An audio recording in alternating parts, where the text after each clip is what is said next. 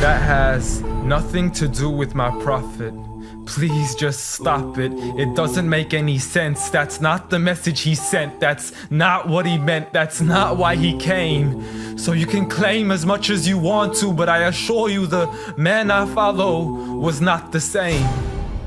See, I know a man who forbade the cutting down of a plant, who even spoke against those who had burnt an ant. So why is it that I simply can't understand how we claim to follow the same man? I mean, I know a man who forbade us from harming the innocent, saying he who does so would not only be prohibited from paradise, but he would not even smell its scent. So please tell me how what you're doing has anything to do with the message that he sent. This is the man who forbade us from even scaring cattle with a knife, saying you have no right to let the animal die twice. And when he was asked for advice, he'd reply, don't get angry, don't get angry, don't get angry, repeating it thrice. See, I know a man who called to patience first, even to those who had treated him the worst. And when he was asked to invoke Allah's wrath, he said, I was not sent to curse, but rather as a mercy to the earth. Matter of fact, the entire universe, meaning everything that was made. See, this is a man whom the clouds would rush to shade, a man to whom the trees would sway and the birds would flock to seek his aid. For they knew he was a man of justice, a man who would never betray, a man who could be trusted even by those who had wanted him slain. See, Anas bin Malik served him for 10 years and not once had he heard him complain. For he would never get angry for himself, but only for Allah's sake. And he never responded to evil with evil, but rather he pardoned and forgave. For had he been harsh-hearted, the people would have ran away. So what is it that we still don't understand when we claim to follow Islam, yet we fail to follow this man?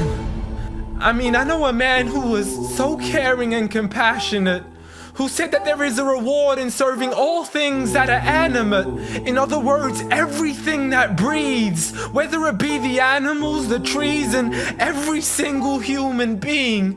I mean, if Allah called him Rahmatan lil Alameen, how dare you call him anything else that contravenes?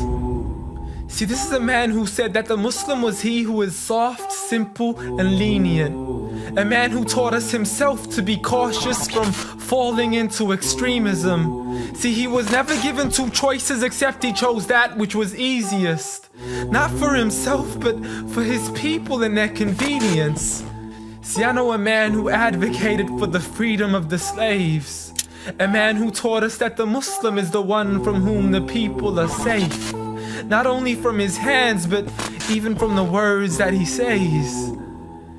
See, this is a man who would never mock, mimic, nor ridicule, nor would he ever publicly rebuke an individual. This is the man I follow, so forgive me if this sounds unusual.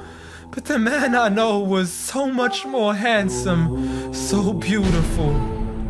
A man who taught kindness to the neighbors, who taught us to serve others without expecting back any favors, to spread peace to those we know and even to the strangers, to walk with humility and to simply ignore the haters. But nevertheless, I know a man who still taught us to stand up for the oppressed. From the men, women, and children who call out to us in distress. I know a man who taught us to fight for these people, but by no means does this mean we have the right to transgress. For those who oppress have nothing to do with his name. So you can say what you wish to say and continue to defame his name, but at the end of the day, I assure you, the man I follow was not the same. Muhammad sallallahu alayhi wa sallam.